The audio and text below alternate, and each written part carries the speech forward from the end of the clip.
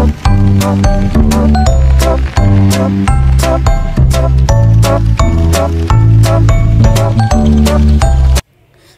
na tayo gumawa. Meron tayong half kilo ng ground pork. Lagyan natin ng 6 tablespoon of sugar.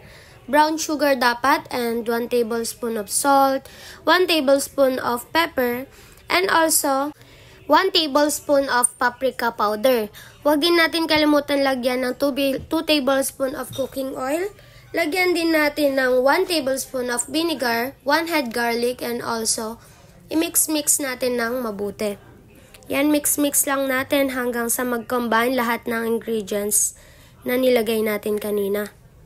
After that, tansyahin natin kung kumulang ba tayo sa nilagay natin. At ayan, mix-mix. And also, lagay tayo ng soy sauce, 1 tablespoon. Mix ulit.